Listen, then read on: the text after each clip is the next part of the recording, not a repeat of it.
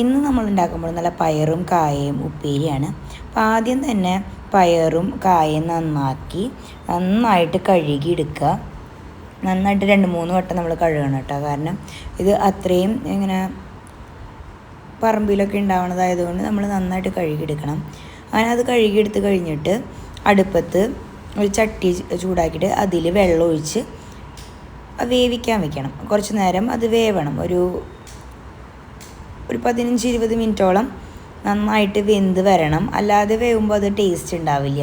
നമ്മൾ കുക്കറിലൊന്നിട്ട് വിസിലടിക്കാൻ പാടില്ല. ഇങ്ങനെ തന്നെ വെള്ളത്തിൽ കിടന്ന് നന്നായിട്ട് വെന്ത് വരട്ടെ. അങ്ങനെ വെന്ത് വന്നിട്ട് പിന്നെ നമ്മൾ അത് കാച്ചിയെടുക്കണ ഒരു പ്രോസസ്സാണ്. കാച്ചിയെടുക്കാൻ നമുക്കറിയാം ഉള്ളി, വെളുത്തുള്ളി, അതുപോലെ തന്നെ പച്ചമുളക്, ഇത്രയും കാര്യങ്ങളാണ് നമ്മൾ വേണ്ടത്. പിന്നെ ഇത് ചൂടാക്കുമ്പോൾ ഉപ്പിട്ട് വേണം വേവിക്കാനായിട്ട്. പിന്നെ കാച്ചാനായിട്ട് ഒരു ചട്ടി അടുപ്പത്ത് വയ്ക്കുക. അത് കഴിഞ്ഞിട്ട് അതിൽ നല്ലോണം വെളിച്ചെണ്ണ ഒഴിച്ചിട്ട് കുറച്ച് ഉള്ളിയും കൂടിയിട്ട് നന്നായിട്ട് വഴറ്റിയെടുക്കുക. ഉള്ളി, വെളുത്തുള്ളി, അതുപോലെ തന്നെ ഇഞ്ചി, അതൊക്കെ നമുക്ക് ഇഷ്ടത്തിനനുസരിച്ച് നമുക്ക് ചേർക്കാവുന്നതാണ്. അങ്ങനെ നന്നായിട്ട് വഴറ്റി എടുത്തിട്ട് അതിലേക്ക് മഞ്ഞൾപ്പൊടി ചേർത്ത് കൊടുക്കാം.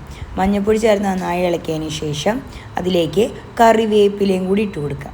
അങ്ങനെ കറിവേപ്പിലയും ഉപ്പും കൂടി നമ്മൾ മുന്നേ വേവിച്ച് വെച്ചതുണ്ടല്ലോ, അപ്പോൾ അതിൽ നോക്കിയിട്ട് ഉപ്പും കൂടി നമ്മൾ നോക്കിയിട്ട് ചേർത്ത് കൊടുക്കണം.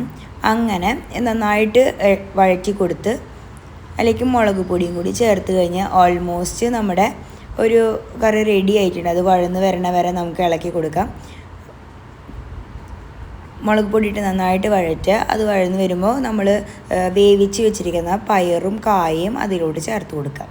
അങ്ങനെ ആ പയറും കായയും നന്നായിട്ട് കൂട്ടിൽ യോജിപ്പിക്കുക. നന്നായിട്ട് യോജിപ്പിക്കണം. എല്ലാ ഭാഗത്തും ഈ ഒരു ഇത് പിടിക്കണം, ഇല്ലെങ്കിൽ അതത്ര ടേസ്റ്റ് ആവില്ല. അപ്പം നന്നായിട്ട് ഇളക്കി യോജിപ്പിച്ച് കഴിഞ്ഞാൽ നമ്മുടെ ടേസ്റ്റി ആയിട്ടുള്ള കായും പയറും, നമ്മുടെ നാടൻ കായും പയറും കറി റെഡി ആയിട്ടുണ്ടാവും. അപ്പം എല്ലാവരും ട്രൈ ചെയ്ത് നോക്കണം. നല്ല അടിപൊളി റെസിപ്പിയാണ് കേട്ടോ. എനിക്കിത് കാണുമ്പോൾ തന്നെ വായിൽ വെള്ളം വന്നു. അപ്പം നല്ല അടിപൊളി റെസിപ്പിയാണ്. എല്ലാവരും ട്രൈ ചെയ്ത് നോക്കുക. നെക്സ്റ്റ് വീഡിയോയിൽ കാണാം. ബൈ.